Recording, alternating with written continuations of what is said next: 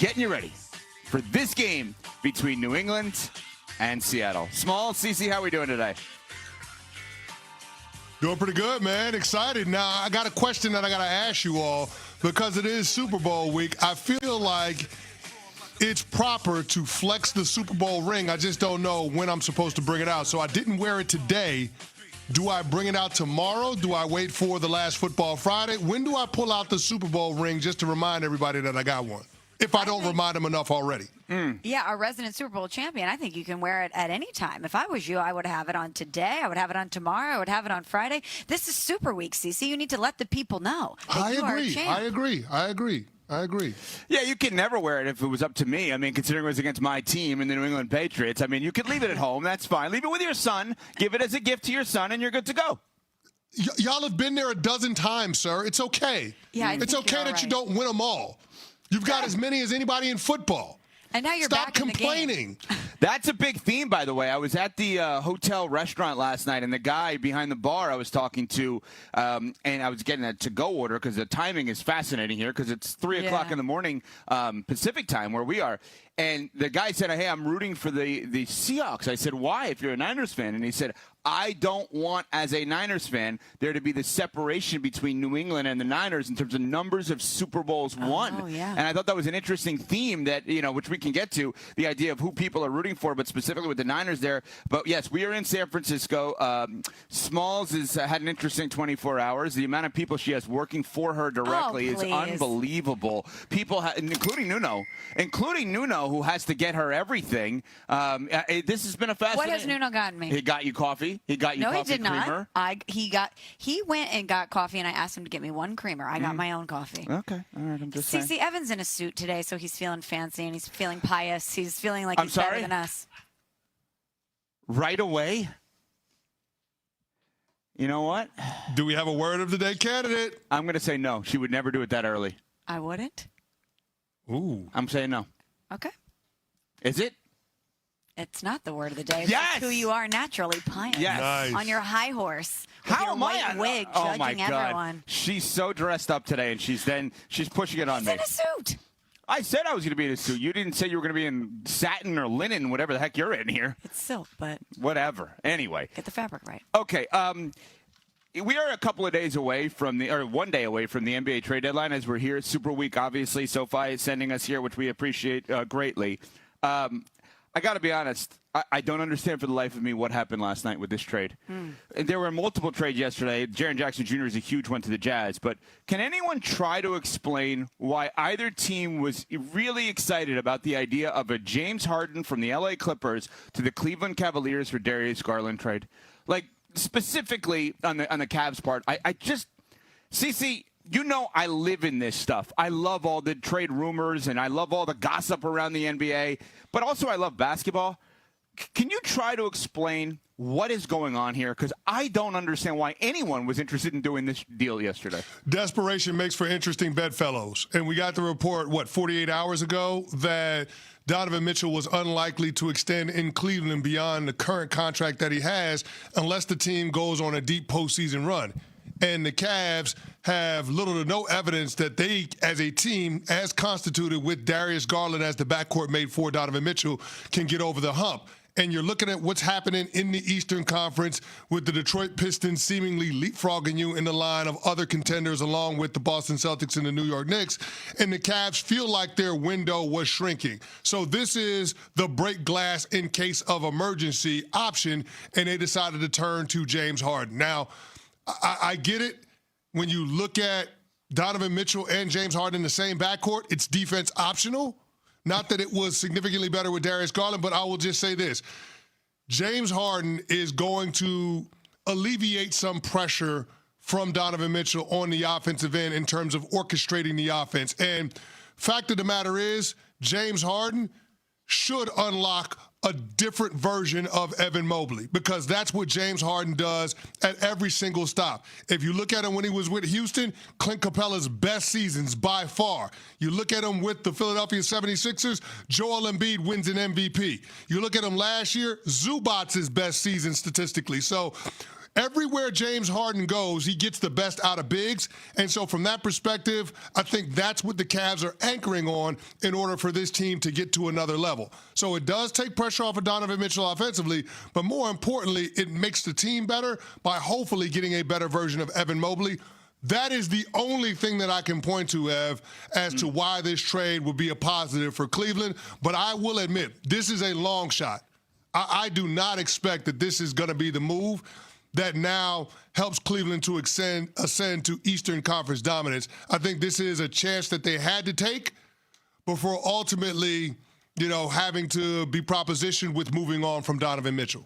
Ladies and gentlemen, not that you needed me to remind you of this, but that right there is why this man is so good. Because what he just told you was not that James Harden is going to be different in the postseason than he's ever been, which is terrible in the postseason. What he told you is the Cleveland Cavs feel like in order for them to win and win big, Evan Mobley has to be different. And what's the best way of unlocking Evan Mobley? Maybe it's that guy. But what would scare me, Smalls, is I think you have to put Donovan Mitchell more so on the clock to leave Cleveland now than you did 48 hours ago, because playing with James Harden is going to end at some point. Playing with James Harden means that there's an expiration date. Playing with James Harden means he's going to do everything in his power to play 82 games, but also at some point, for lack of a better way of saying it, quit on the team. And I don't mean in-game. I mean, that's it. You're not giving me the contract. I want to go somewhere else. That's what would scare me if I'm the Cleveland Cavaliers. Yeah, when I looked at this trade initially, I thought, okay, in the immediacy, Harden's more reliable than Garland. He's obviously been dealing with those toe issues. So you want to pair him with Donovan Mitchell and take your chances. But that's obviously the next place I went to is, what does this mean for Donovan Mitchell long term? Is this a placeholder in James Harden for whatever happens with Donovan Mitchell's future? And maybe from a financial standpoint, they're looking at it and saying, okay, if we bring Harden in now long term, it could be financially advantageous to us. We could have some savings here based on the numbers. But in the immediacy of it, I don't know if this is going to work, but it did raise my red flags that, okay, this says a lot about what they're thinking about when it comes to Donovan Mitchell's future in Cleveland. Let's hear from Brian Windhorst, ESPN senior NBA writer, of course, Hoop Collective podcast, was on Amber and Ian, 7P to 10P Eastern here on ESPN Radio, as to what motivated the Cavs to make the Harden trade. I think that the motivation for the Cavs is they felt they were underachieving this year, and they felt they were getting uneven play on offense, and particularly, Darius Garland was dealing with foot injuries. And so in 2 years, this trade may look like a giant win for the Clippers. They may have Darius Garland. He may be back to all-star form. He's going to be in his prime in that time, and I don't even know if James Harden will be in the league in 2 years, much less helping the Cavs. But for the 2026 season, when the Cavs are under some pressure to make a run, the East is weaker than it's been in recent years, and they have their own contract stress with Donovan Mitchell this summer. I do believe it maybe gives them an elevated chance this year. CC, do you believe the Cavs are real contenders in the East now that James Harden is on the team? No, because at some point you got to be able to stop somebody, and I don't know that their backcourt can stop anybody, and they got rid of one of the best wing defenders in the league in DeAndre Hunter. They shipped him off to Sacramento for Dennis Schroeder and Keon Ellis. And not to disparage those guys, but I thought if you're going to make this move and you want to be serious about contending against teams that are overly physical like Boston, like Detroit, then you're going to need to be able to have somebody to mitigate the deficiencies that those two guards have defensively, that being James Harden and Donovan Mitchell. So I don't view them as a contender. I do think that this gives them an opportunity to get Evan Mobley on the right track in terms of being able to unlock his immense potential, because the dude has all of the tools in his bag. It's just a matter of somebody being able to help him put it all together. And I think James Harden has proven that he can do that. So do you guys think this is it, or do you think that maybe we should be talking about the Cleveland Cavaliers as a Giannis team? Because if you look at it, they have the picks are not there for Cleveland to give to Milwaukee for Giannis, but the players are. Evan Mobley, Jalen Tyson, like that would be intriguing if you're the Milwaukee Bucks to get those two guys theoretically. Now maybe the Cavs look at it and say we're now a two-timeline team, because Mitchell and Harden are over the next couple of years, and then those other two guys I just mentioned are for years to come. I mean, Small, should we be looking at the Cavs as a potential Giannis team now? I'm not ruling them out for Giannis. Are you talking about now, as in by tomorrow, or are you talking about potentially this summer? No, I'm talking about by tomorrow.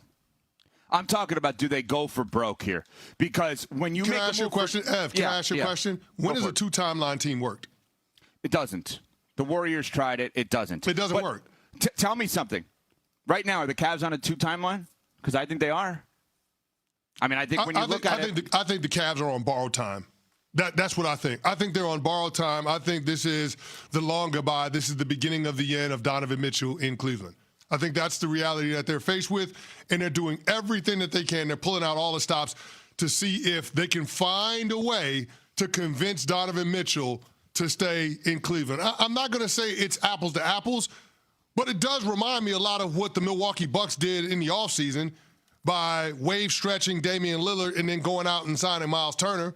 You knew it was going to be a bad contract, not because it's a bad player, but just because of the state of affairs when it comes to your team's books. Milwaukee knew it was going to be a bad situation, but they did it anyway because that's what they felt like they had to in order to try to convince Giannis to stay around. It feels like the same thing with the Cleveland Cavs with Donovan Mitchell. They are terrified of losing their superstar, and I understand that. But I do feel like it's at a point now where it's inevitable. And that's unfortunate because you thought that when Boston or when New York potentially takes a step back, that the Cavs would be that team. And it just hasn't panned out that way. All right, a lot more to do on this. Obviously, trade deadline is Thursday. We will keep you updated on all of the moves. The Clippers side of it with getting a young point guard for years to come in Darius Garland. But coming up, a new head coach was introduced yesterday to the media and to fans, and any of us basically said afterwards was, I'm sorry, what did he just say? We will get to that after CC has this from Books. Oh, yeah, guys. Quick PSA for getting value.